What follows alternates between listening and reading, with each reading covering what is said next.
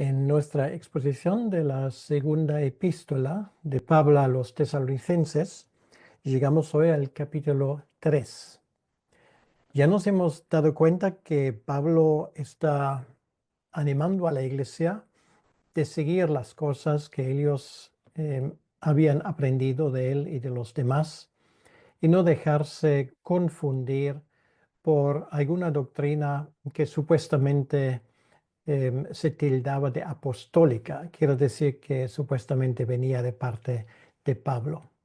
Y ahora, bueno, vamos a la recta final después de haber explicado en términos generales lo importante de todo lo que atañe al Evangelio.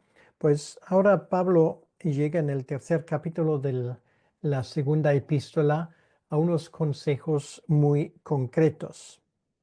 Ahora, sin ir más lejos, en el pasaje que tenemos por delante, él habla en términos generales de cómo enfrentar estos retos que se están planteando en Tesalónica. No hay que olvidar, Pablo escribe en ese momento su carta desde Corintos.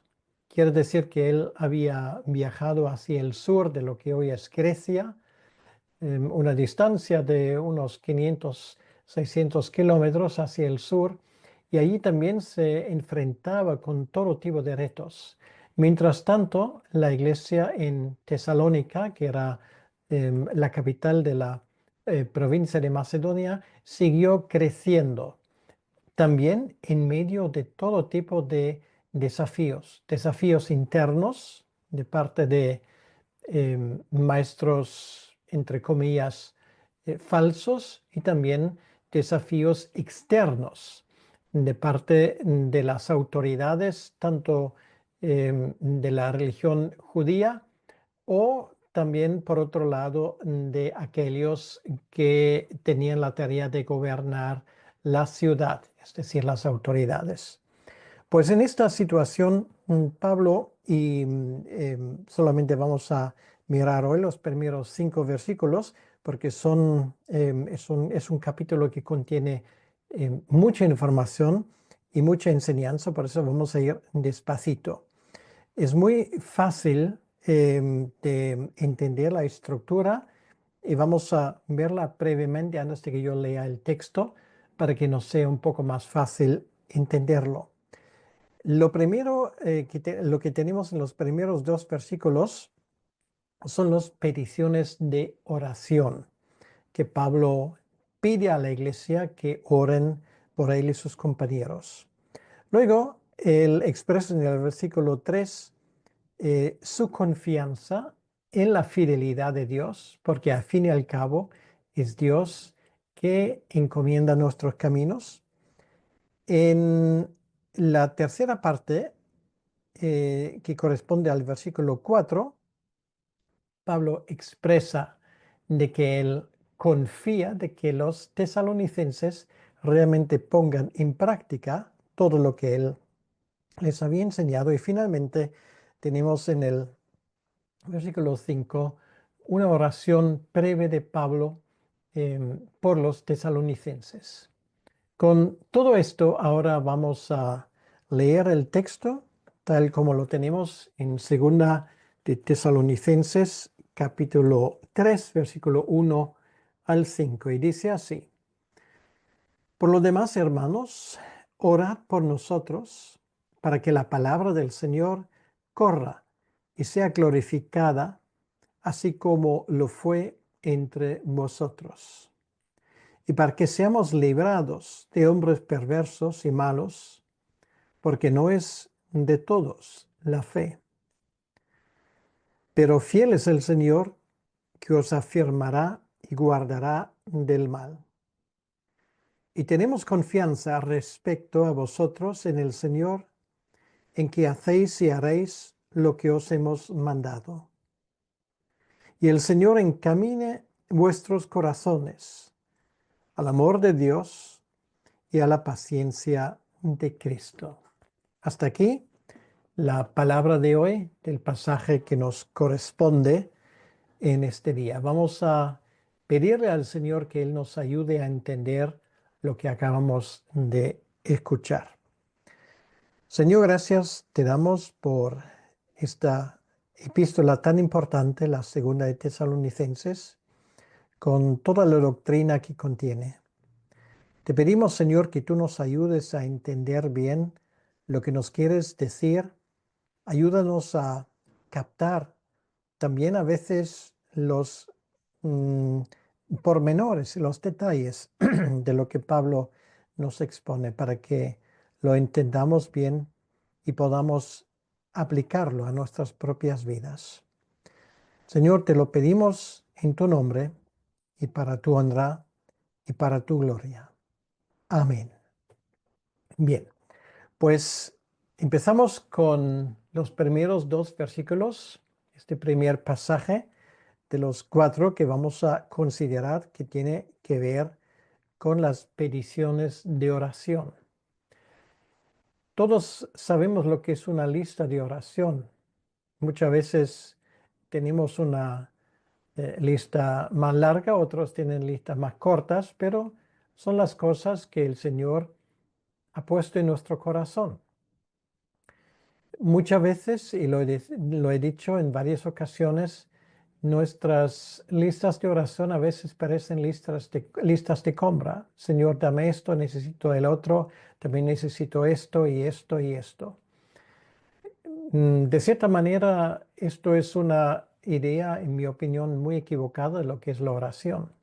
Dios no está allí para cumplir nuestros deseos, sino el que ora, ora como dice nuestro Señor en el nombre de Cristo, lo cual no significa que Dios, o en este caso su Hijo Jesucristo, pone su sello de aprobación a todo lo que se me antoje, sino eso significa que la manera como yo estoy orando expresa lo que Cristo también oraría si Él estuviera en mi lugar. Esto significa orar en el nombre de Cristo, en su autoridad. Y esto de antemano excluye muchas cosas que simplemente podríamos llamar caprichos nuestros. Y esto despierta de cierta manera nuestra curiosidad. Entonces nos preguntamos qué es exactamente lo que Pablo pide para su ministerio y para sí mismo. Veamos. Dice ahí en el versículo 3, por lo demás, hermanos, orad por nosotros. Y ahora viene lo primero, para que la palabra del Señor corra.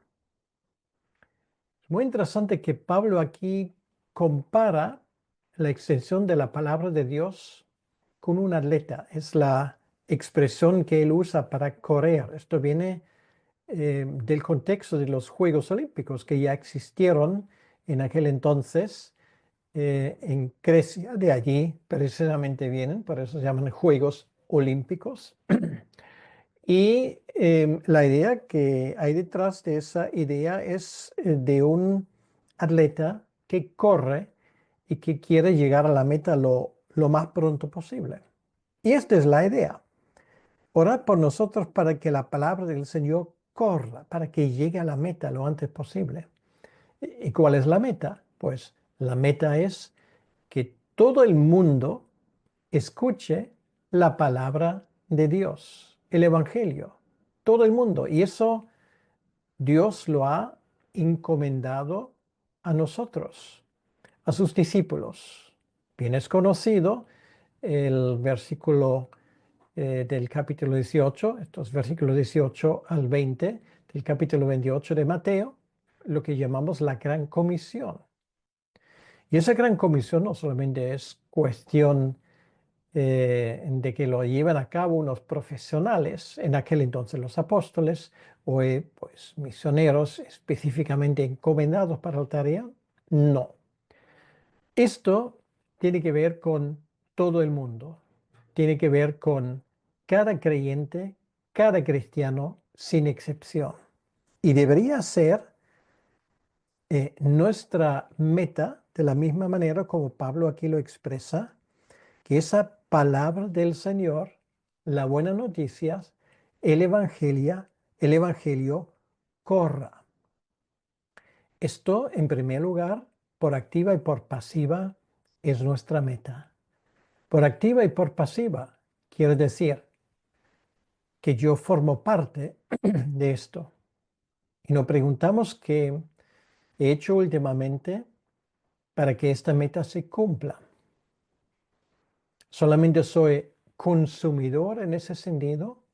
¿O también de forma activa participo en la tarea que para Pablo era tan importante, que el Evangelio corra? Y por pasiva, lo cual quiere decir que igual yo no puedo hacer todo lo que me gustaría hacer por muchas circunstancias, pero pasivamente, si esto fuera pasivo, pero es muy activo realmente, pero pasivamente puedo apoyar en oración, puedo apoyar económicamente a personas que se dedican de forma especial a esto. Hay muchas maneras de hacer que el Evangelio, que la palabra de Dios corra. Y esto es la primera meta. Entonces, concretamente, esto quiere decir que también para nosotros es una buena idea orar que ese evangelio corra en nuestro entorno personal, en nuestra iglesia. ¿Tu iglesia tiene algún programa? O si no es programa, por lo menos eh, la costumbre de evangelizar activamente. Hace algo para animar a sus miembros para tomar esto en serio. Y eso también tiene que ver con nuestros pastores. Cada pastor tiene que tener esa meta de que el evangelio corra. Pues si no es así, ora para que esto sea el caso. Y si es así, ora para que el evangelio corra aún más rápido. Y luego, lo siguiente, y Pablo es muy interesante, sigue con esa idea em, del campeón, del atleta que quiere llegar a la meta lo antes posible.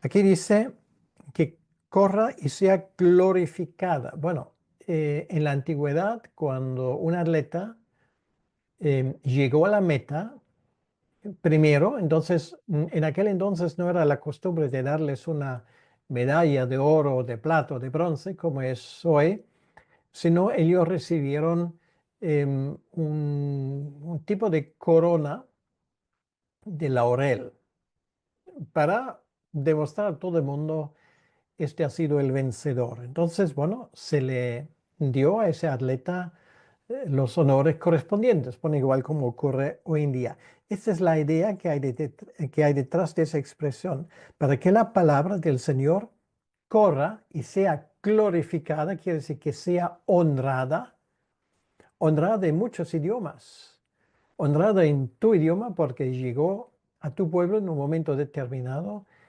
honrada en aquellos que tal vez hoy por primera vez escuchan la palabra de Dios, honrada también el idioma de aquellos que aún no han escuchado, y créeme, queda demasiada gente, demasiados tribus, idiomas y pueblos que aún no saben de lo que es el Evangelio.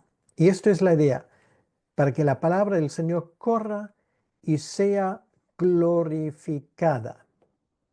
Ahora, nosotros cuando em, escuchamos la palabra glorificado, pensamos automáticamente en muchas conversiones. Y no es así.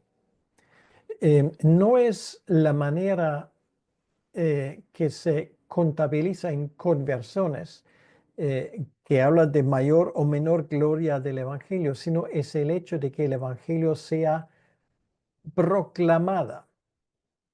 Y esto es muy importante. Que el Evangelio sea proclamado ya de por sí es una victoria muy importante. Nosotros muchas veces no tenemos esta idea. Vamos por un momento a 2 de Corintios, donde Pablo explica esa idea. 2 de Corintios, capítulo 2, los versículos 14 en adelante. Y ahí dice lo siguiente: mas a Dios gracias, el cual nos lleva en triunfo en Cristo Jesús. ¿Me he olvidado alguna palabra? Sí, la palabra siempre. Voy a leerlo de nuevo. Mas a Dios gracias, el cual nos lleva siempre en triunfo en Cristo Jesús y por medio de nosotros manifiesta en todo lugar, no en algunos, en todo lugar el olor de su conocimiento. Lo cual quiere decir, el hecho de que el Evangelio sea predicado ya es gloria, ya es una victoria. Que el Evangelio sea predicado donde antes no fue predicado. Pablo sigue, porque para Dios somos grato olor de Cristo en los que se salvan y en los que se pierdan. Da igual, la gente después de que tú predicas el Evangelio, y se lo presentas, va a tener una decisión. O lo acepta, o es indiferente, lo cual equivale que lo rechaza o lo rechaza claramente. Y esto ya de por sí es gloria. A esto ciertamente olor de muerte para muerte y aquellos olor de vida para vida. Y para estas cosas, ¿quién es suficiente? Esto es la idea, predicar el Evangelio.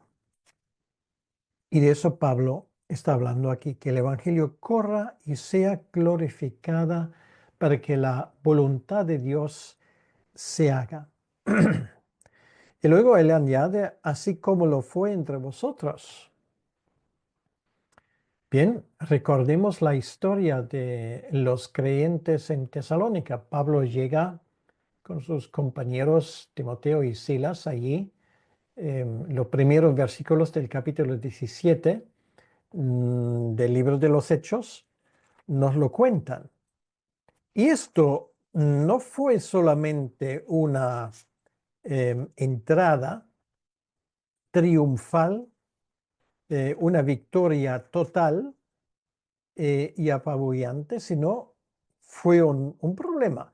Porque dice aquí, versículo 12, Pablo como acostumbrado fue a ellos, por 3 días de reposo discutió con ellos, es decir, los judíos, en la sinagoga, declarando y exponiendo por medio de las escrituras que era necesario que el Cristo padeciese y resucitase de los muertos, que Jesús a quien yo os anuncio, decía él, es el Cristo. Y luego dice, versículo 4, algunos de ellos creyeron. No todos, no la gran mayoría, algunos. Se juntaron con Pablo y con Silas, y de los griegos piadosos, gran número, ahí sí muchos, pero no todos. Y mujeres y nobles, no pocas. Entonces, dice el versículo 5, estamos hablando de Tesalónica, como todo empezó. Los judíos que no creían, teniendo celos, tomaron consigo a algunos ociosos, hombres malos, y juntando una turba, alborotaron la ciudad. Y asaltando la casa de Jasón, procuraban sacarlos al pueblo. Quiere decir que hay persecución. De hecho, Pablo y Silas y Timoteo al final tienen que salir rápido de la ciudad, sobre todo Pablo. Y aún así, Pablo puede decir que el Evangelio corre y sea glorificado así como lo fue entre vosotros. Esto no quiere decir que todo tiene que ser una victoria goleada. A veces la resistencia es fuerte, pero donde el Evangelio se proclama, allí se gana una victoria. Y esto es muy importante. No solamente cuando puedas tú contar muchos convertidos, el Evangelio sea glorificado, sino cada vez que tú abras la boca para compartir el Evangelio. Entonces, el Evangelio y el Señor son glorificados. Bueno, ya lo hemos visto. Entonces, con esto llegamos al capítulo 2 y seguimos todavía con esas peticiones de oración. Que el Evangelio corra que el Evangelio sea glorificada y luego, la segunda cosa, para que seamos librados de hombres perversos y malos. Bueno, de esto hemos visto algo en Tesalónica. En este caso, Pablo podía escapar. En otros lugares escapó por los pelos, como en su primer viaje misionero, cuando en Galacia casi fue apedreado y casi muere. En otros lugares fueron ridiculizados, como en Atenas. Otra vez en Corintios, donde está ahora, había problemas con persecución, etcétera, etcétera. Y lo que Pablo pide que sean librados, librados no solamente después de haber sido puesto en cautiverio, sino antes, que esos hombres perversos y malos ni siquiera se les crucen por el camino, porque esto es la realidad. Cuando tú predicas el Evangelio, no siempre son aplausos lo que vas a recibir. De hecho, en la mayoría de los casos, no son aplausos. El mundo se nos ha puesto en contra y esto es bueno. Esto ha sido así desde el inicio. Porque si el mundo nos aplaudiese, deberíamos preguntarnos qué es lo que hemos hecho mal. Esa gente que se opone al Evangelio, Pablo llaman perversos. La perversidad no solamente es una cosa, nosotros lo limitamos muchas veces al ámbito sexual. Perverso es cualquier pensamiento que retuerce lo que Dios quiere. Y en esa categoría también recaen teorías, como por ejemplo la de la evolución, que simplemente retuerce lo que Dios claramente ha revelado. Son malos, no solamente perversos, quiere decir que pertenecen al malo. Y su forma de actuar, su forma de comportarse, no lleva a nada bueno. Y Pablo añade una cosa, esto es así porque no es de todos la fe. Quiere decir, la meta no es que todo el mundo se convierta a la meta de Dios. Cristo murió por aquellos en los cuales Él antes de la fundación del mundo había pensado. Es una doctrina que muchas veces, de cierta manera, levanta pasiones en contra, que Cristo muere por los elegidos. Y es exactamente lo que la Biblia nos enseña. Cristo no muere por todo el mundo, porque si no su muerte para una gran parte de la humanidad hubiese sido en vano. Y Cristo no ha muerto en vano. Esto es la enseñanza al unísono de la Escritura. ¿Y por qué hay tanta oposición en contra de esa doctrina? Bueno, porque hiere nuestro orgullo, porque no queremos creer en un Dios que escoge libremente. Y sin embargo, esto es exactamente lo que la Escritura nos enseña del inicio hasta el final. Nosotros no hemos llegado a creer porque somos tan listos y guapos y más inteligentes que los demás, sino por la pura gracia de Dios. ¿Por qué yo y no otros? Y la respuesta es no lo sé. Pero una cosa sé, que en mí, es decir, en mi interior no mora nada bueno, nada que me hace buscar a Dios.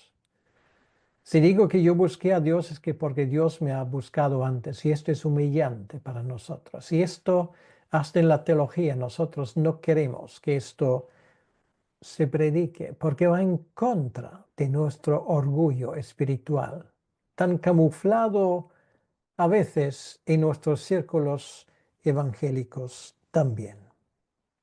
No es de todos la fe, lo cual quiere decir que siempre habrá gente que se nos opondrá. Y si no contamos con esto, simplemente no tomamos en cuenta lo que la Biblia nos enseña.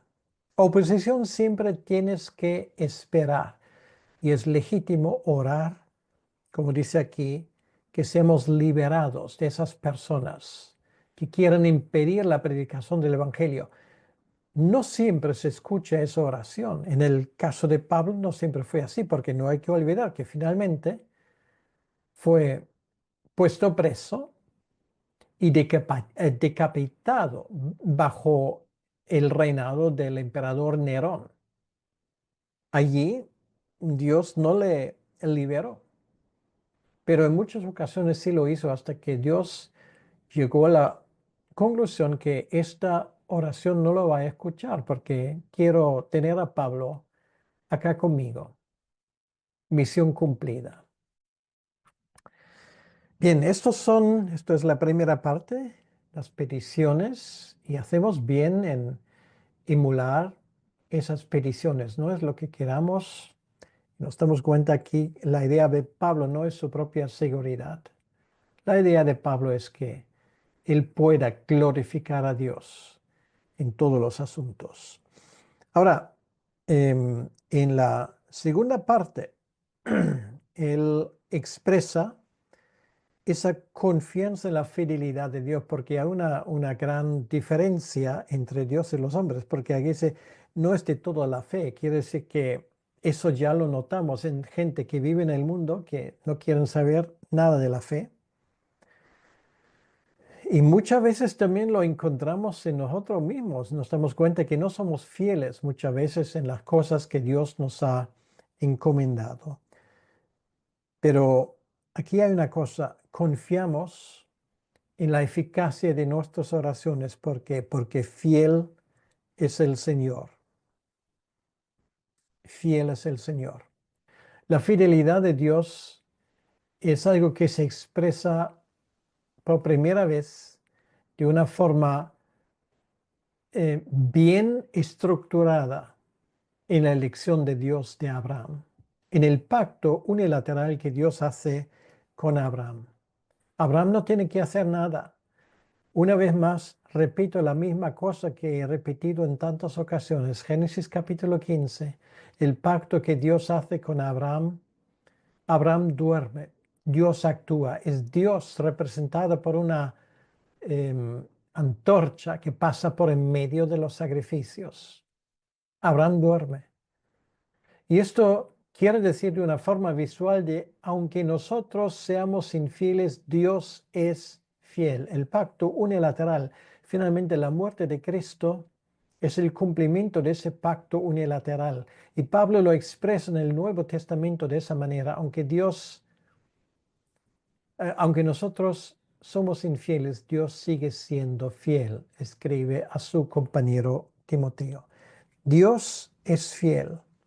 Y por lo tanto, porque Dios es fiel, Él os afirmará y os guardará del mal. Te afirma, quiere decir que te fortalece, que aunque el mundo te va ninguneando, que te va apartando, que te va marginalizando, a Dios le importa un bledo. Dios te afirma. Tienes la aprobación y la afirmación de lo que tú dices cuando proclamas el Evangelio, de que esto es cierto de parte de Dios. Dios te afirma en tu ministerio, Dios te afirma en tu testimonio, Dios te afirma en tu vida eh, como creyente y te guardará del mal. ¿Por qué? Porque Él es fiel. Si Él te ha llamado, Él te llevará hasta la meta. Y muchas veces te das cuenta que Él te lleva hasta la meta. Porque muchas veces nuestras fuerzas nos fallan. No podemos más. El Señor nos lleva sobre sus hombros. Él nos guardará del mal. Aunque el viento ruja, aunque el mar eche sus olas contra nosotros, en nuestro corazón hay paz. Y sabemos una cosa, no hay ningún lugar tan seguro como en la voluntad y las manos de nuestro Dios. Él nos afirmará y nos guardará del mal hasta el final. Esto es la petición del Padre nuestro, una de sus peticiones, y se cumple en la vida de un creyente. Y esto es una verdad con la cual tú puedes vivir, con la cual también tú puedes, si así es la voluntad de Dios, morir. Y esto nos lleva al tercer punto, ahora concentrándose en los tesalonicenses, partiendo de esa seguridad de que Dios es fiel, Él es optimista en cuanto a los tesalonicenses.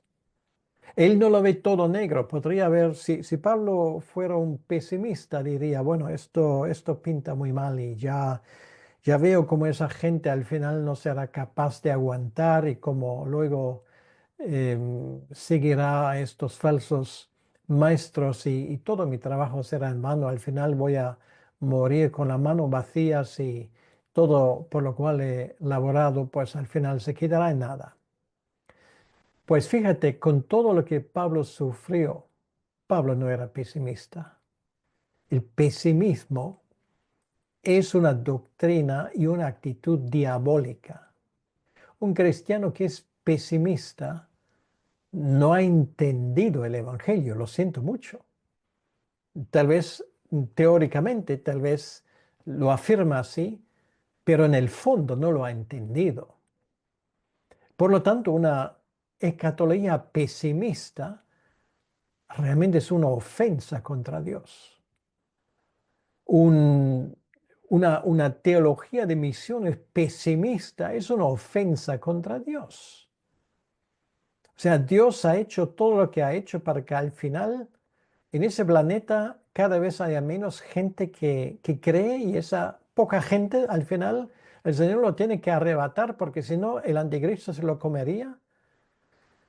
Con todos mis respetos, esto en primer lugar no lo encontramos en la Biblia, bien entendida, y en segundo lugar va en contra de todo lo que la Biblia nos enseña. El Evangelio es victorioso. Siempre vamos de triunfo en triunfo, dice Pablo, cuando predicamos el Evangelio. Por eso él dice aquí, tenemos confianza, confianza respecto a vosotros.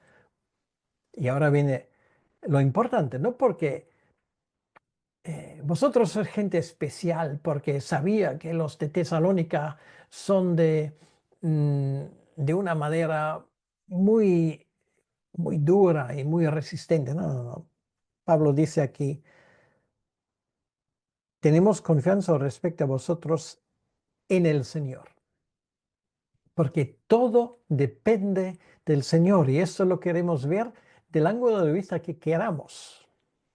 Todo depende del Señor y por eso Pablo es optimista también en cuanto a los elegidos en Tesalónica.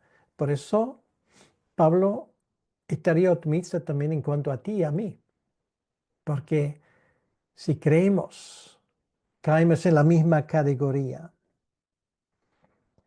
Tenemos confianza respecto a vosotros en el Señor en que hacéis y haréis lo que os hemos mandado. Es como un padre que confía en la obediencia de su hijo, aunque no puede estar allí las 24 horas para vigilarlo. Pablo confía realmente en que los tesalonicenses, por la gracia de Dios, harán lo que tienen que hacer. Lo que os hemos mandado, no porque Pablo, digamos, se ha adueñado de sus vidas. ¿Qué es lo que ellos les han mandado? Pues el Evangelio. Pablo no les ha metido en su vida para darles instrucciones en todos los pormenores de su vida. No, esto Pablo no solía hacer, pero él daba instrucciones concretas de cómo comportarse en la casa de Dios. Y esto dejaba suficiente margen para decisiones propias. Pablo no hizo un plan para cada uno de los tesalonicenses y decir, bueno, tú tienes que hacer lo que yo te he mandado porque si no, chico malo, chica mala. No, aquí estamos hablando de lo que os hemos mandado que tiene que ver con el Evangelio. Esta es la idea realmente. El Evangelio les em, ayudará a vivir de una manera que glorifique a Dios en todas las cosas. Por eso finalmente, y llegamos ahora a la cuarta parte de esa expresión de confianza, Pablo ahora expresa una oración o si queremos un deseo que él dirige hacia Dios en cuanto a los tesalonicenses. ¿Qué es lo que Pablo quiere en cuanto a ellos? Dice ahí en el versículo 5, y el Señor encamine vuestros corazones al amor de Dios. Es una forma muy bonita de decir que el Señor os ayude para que vuestros pensamientos, vuestra forma de pensar no se concentre en los problemas, en todo lo que no se puede hacer o los posibles obstáculos que pueda haber, sino lo que Pablo les dice, concentraos en el amor de Dios. El amor de Dios tiene una doble lectura. El amor de Dios es el amor que Dios os tiene a vosotros, y esto de por sí ya es increíble. O sea, piensa que Dios te ama profundamente. Y la otra cosa es nuestra respuesta. El amor de Dios también puede ser el amor que nosotros tenemos hacia Dios.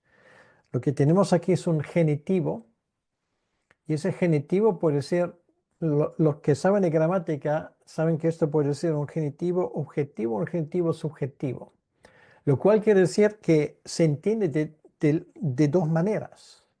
El amor de Dios es el amor que yo tengo a Dios. El amor de Dios también puede ser el amor que Dios me tiene a mí. Y Pablo, estoy absolutamente seguro, lo formula bajo la inspiración del Espíritu Santo a propósito de esa manera. Son las dos cosas. Piensa en esto de que Dios te ama profundamente, ese amor divino que empieza antes de la fundación del mundo y antes de que tú te formaste en el vientre de tu madre, pues Dios ya había pensado en ti, te ha elegido, te ha tenido ya en sus pensamientos y ha preparado el camino para que tú finalmente estarás con Él allí. ¿Y esto qué efecto tiene? En tu corazón fomenta el amor hacia Dios. Si tú entiendes esa doctrina de la elección incondicional, que es el trasfondo de lo que Pablo escribe aquí, no puedes hacer otra cosa que decir, Señor, no lo comprendo intelectualmente, no entiendo por qué te has fijado en mí, pero te has fijado en mí. Desde la eternidad y eternamente estaré yo contigo. Esto debería dar al cristiano más sufrido todos los días suficientes razones para aumentar su amor hacia Dios. Y él que allí es un gran ejemplo en los desafíos de toda la vida, aquí dice a la paciencia de Cristo. Esto es la otra cosa en la cual tengo que pensar en el amor de Dios hacia mí y mi amor hacia Él. Y la segunda cosa en la cual tengo que pensar diariamente y con mucha frecuencia es la paciencia de Cristo. La paciencia de Cristo no solamente aquí, Pablo no habla en primer lugar que Cristo era paciente, que sus discípulos preguntaron la misma cosa por enésima vez, o que los religiosos de su tiempo por enésima vez daban muestras de estar más ciego que un murciélago. Cuando dice aquí la paciencia de Cristo, es la manera como Cristo ha aguantado nuestros desafíos y nuestra desobediencia, como Él ha sufrido sin abrir la boca, como Él ha ido hasta las últimas consecuencias. Esto lo ha hecho Él por nosotros y eso debería animarnos a hacer lo mismo para Él. Encamine vuestros corazones, quiere decir que en esto hay que pensar, no en lo que será, y si pasa esto, y si no pasa el otro. Piensa en primer lugar,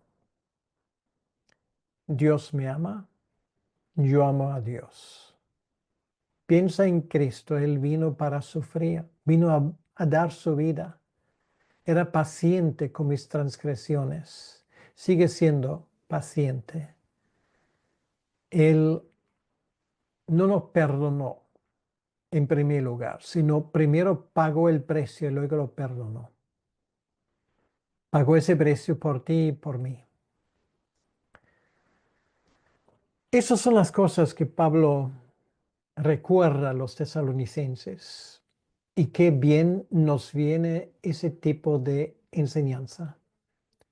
Por lo tanto, yo te animo a reconsiderar esos versículos y creo que ahora entiendes por qué solamente avanzamos hoy 5 versículos. Son preciosos. Estos versículos son una gran verdad que tiene que ver con la vida de cada uno de nosotros y es aplicable a la vida de cada uno de nosotros. Vamos a dar gracias a Dios por su gran redención. Medita, o como Pablo dice aquí, encamina tu corazón hacia estos pensamientos. Lo que nos dice el versículo 5. Vamos a orar. Señor, gracias te damos en este día por este pasaje precioso y te pedimos, Señor, que tú nos ayudes a entenderlo bien y sobre todo a aplicarlo a nuestras vidas. Ayúdanos a ser fiel en cuanto a las cosas que tú nos revelas. Ayúdanos a encaminar, a dirigir nuestros pensamientos hacia el amor tuyo. Cómo nos amaste y ayúdanos, Señor, a amarte a ti sobre todas las cosas. Ayúdanos a fijarnos en Cristo, en tu Hijo y su paciencia para cada uno de nosotros. Te lo pedimos, Señor, en tu nombre y para tu honra y para tu gloria. Amén. Pues de nuevo ha sido un placer estar con ustedes y vamos a pedirle al Señor que esas cosas se hagan una realidad en nuestra vida. Que el Señor te bendiga y te cuide. Hasta la próxima vez.